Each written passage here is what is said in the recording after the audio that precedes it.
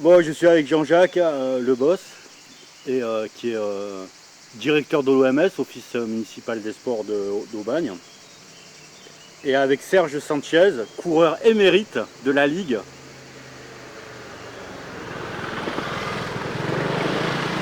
Et nous sommes là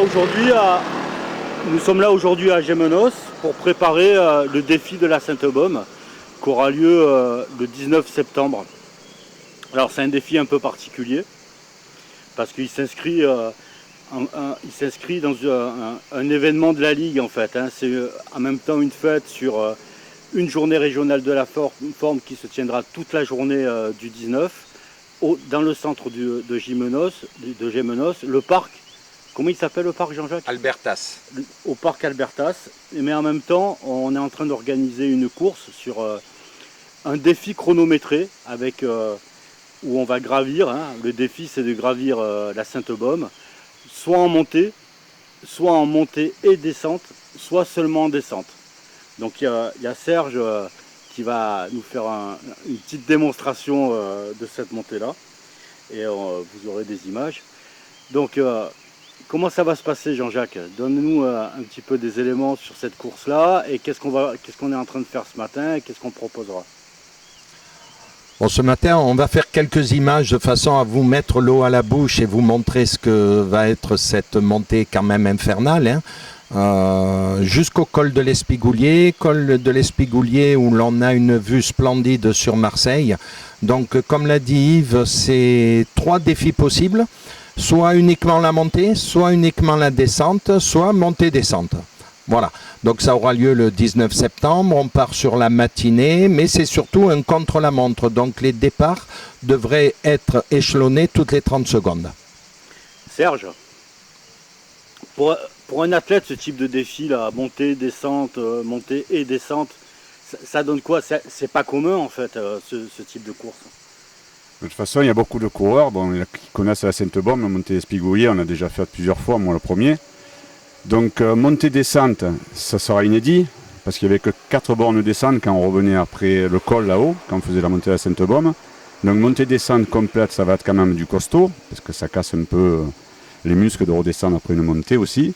Mais par contre, j'ai beaucoup de copains de coureurs qui veulent la faire vraiment qu'en descente aussi, donc c'est une belle expérience pour tout le monde. Et la route fermée avec juste 2 navettes qui vont faire les va-et-vient pour les départs, je pense que ça va être super sympa et ça va plaire à beaucoup de personnes. Voilà. Alors, une descente, ça impacte l'organisme quand même, parce que vous n'avez pas forcément l'habitude de faire des descentes. Et est-ce qu'il y a quelque chose, pour se préparer, il y a quelque chose de particulier à faire ou comment toi tu vas faire lors de cette journée? Pour se préparer, il faut travailler les descentes. Donc les descentes, ça se travaille, hein, comme on fait quand on travaille des montées ou quand on enchaîne les deux, pareil. Il va falloir travailler un peu spécifiquement les descentes pour apprendre sur des minutes, 1 minute, 2 minutes, 3 minutes, tout en progressif, à passer le cap, de casser un peu des fibres, apprendre à casser les fibres pour ne pas se faire de mal et de se blesser. Voilà. Bon. Ça se fait à l'entraînement. Bon allez, là tu vas prendre le vélo, on va se faire... Ouais, je me le fais en VTT, on va se régaler. Allez, merci Serge. De rien. Donc on est sur un parc naturel, là, c'est ça Jean-Jacques? Oui, c'est cela. Parc naturel régional de la Seine-Baume, créé il y a maintenant 5 ans. Et en fait, alors c'est que de la montée. Là-bas on voit, c'est la mer là-bas au fond. Là. Alors en fond, on voit donc Marseille et Sarade. Si on va un peu sur la droite, on va voir le Garlaban. Exact. Donc toute la chaîne du Garlaban. Si on revient vers la droite, vers la gauche, pardon, on va tomber sur la chaîne du Mont Saint-Cyr et Mont Carpiagne. Et si on continue, on voit à nouveau la mer, la couronne de Charlemagne et le Cap Canaille. Donc l'arrivée, on va la situer ici. Tout à fait. C'est le bout de la côte, hein, le bout du col. C'est le bout du col, oui. C'est le lieu de la vérité en fait. Donc lieu de la vérité, on devrait avoir autour de 600 mètres de dénivelé. Ouais, à peu près, ouais.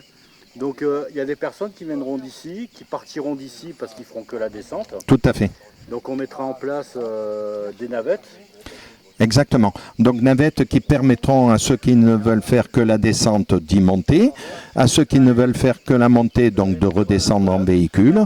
Puis après, bien sûr, il y aura les inconditionnels de la montée-descente. D'accord. Et il y a une dizaine de kilomètres, on va faire le kilométrage exact. Ouais, je pense qu'on doit être un peu plus de 9 km.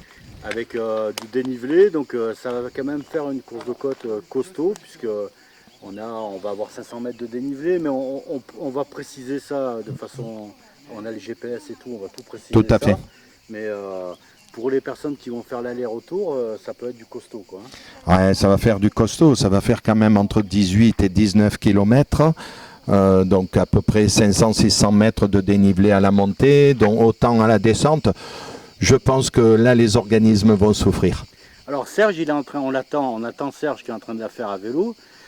Lui, je pense qu'il va se faire des allers-retours, mais on va avoir, il me disait qu'il y a pas mal de personnes qui ont envie de se faire la descente, quoi, que la descente, et se préparer que pour la descente. Oui, tout à fait. Alors, il faut bien se mettre dans la tête que la descente, c'est particulier, hein. Les organismes, les jambes souffrent énormément. Il faut vraiment se préparer à la descente.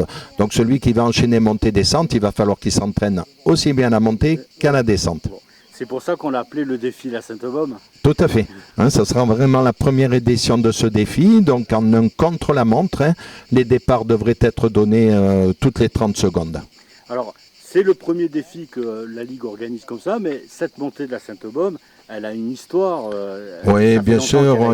Alors, on doit être à plus de 30 ans de création de la montée, puisque je pense qu'on était à la 34e ou 35e édition quand ça s'est arrêté il y a 2 ans.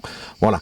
Donc le but était vraiment de relancer cette course mythique, mais vu les difficultés que l'on avait sur le parcours autrefois, qui était une course de près de 20 km malgré tout, hein, en partant d'Aubagne, arrivé à la Coutronne, donc on a changé complètement le format, mais la route continuera à rester fermée. Donc les coureurs ne croiseront aucun véhicule, ni sur la montée, ni sur la descente.